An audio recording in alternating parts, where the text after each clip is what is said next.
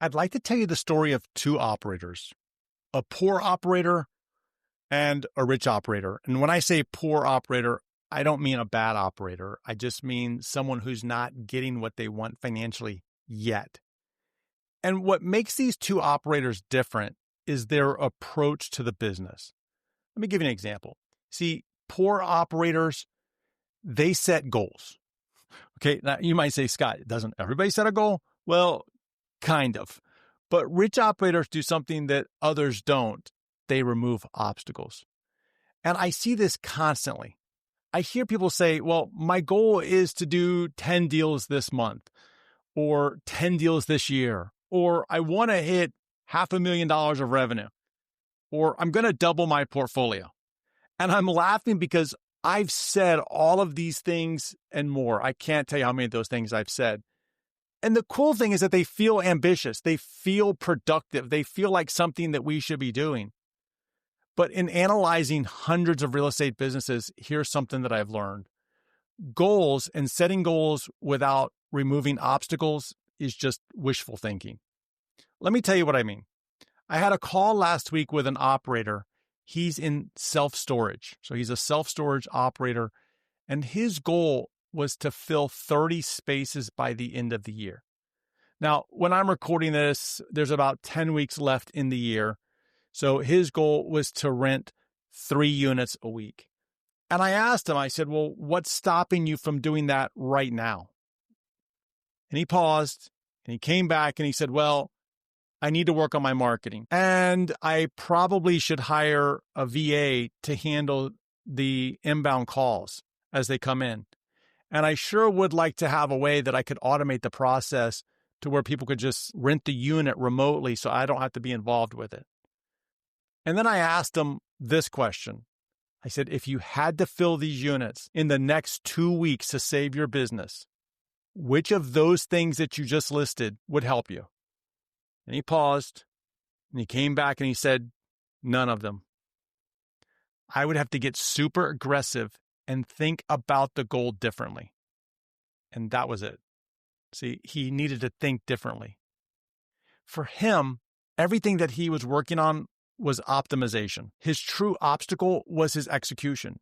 He just didn't have a good execution plan. And this is a pattern that I see everywhere. Operators set goals while ignoring the bottlenecks. It reminds me of the book Rich Dad, Poor Dad. And in the book, the author, Robert Kiyosaki, he mentions, hey, rich people approach problems differently than poor people do. And what he said that I remember, and it's been a while since I read the book, but he said poor people might say something like, I can't afford that, or we can't afford that, or that's too expensive. But rich people will ask, well, what can we do to afford this? Or how can I afford this? Or how can I make this happen? See, one of those is a statement which closes off the conversation. The other is a question that opens the conversation. So poor operators, in my experience, they might make a statement that says, well, my goal is to rent 30 units by the end of the year. The rich operator would ask, what's stopping me from renting 30 units by the end of the year? Very good question. And when you get something that's an aggressive question, your mind starts to solve that problem differently. You see, one of those approaches sounds productive, but it goes nowhere. The other feels uncomfortable, but it actually moves the business forward. And after running hundreds of operators through the IPP assessment, here's the top 5 problems that I see real estate operators struggling with. Number 1 is a lack of capital. Number 1, by far, lack of capital. That is, it's been like that for months.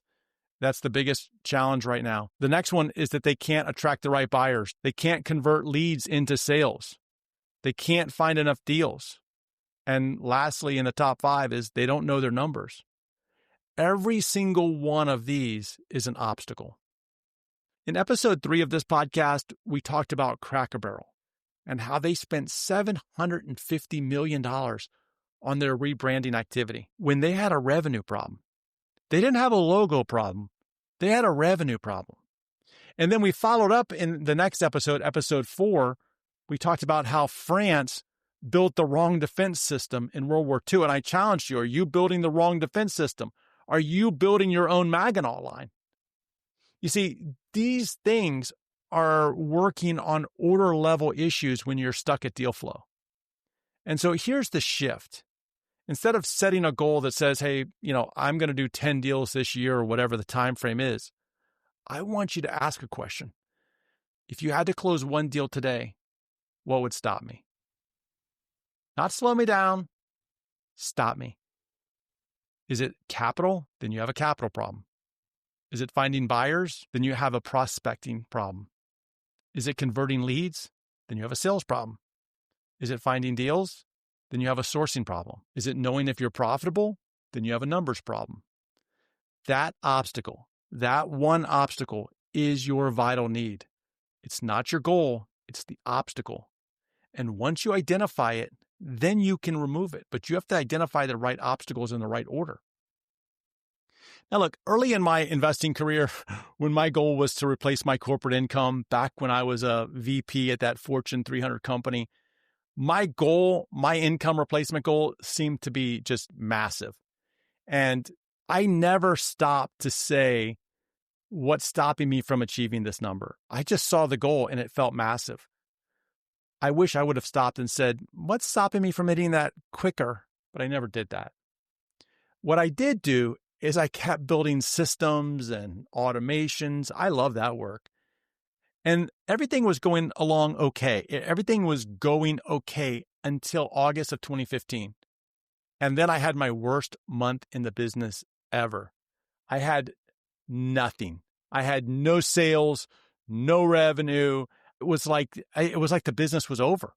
I thought, well, heck, maybe it's over. Why? What was the heart of that? You see, all my fancy systems, they weren't working. On the lead side, the lead generation side, that fancy system that I had, it wasn't converting buyers. I had built a system that pumped out ads. Yeah, crappy old ads that did not connect with my customers.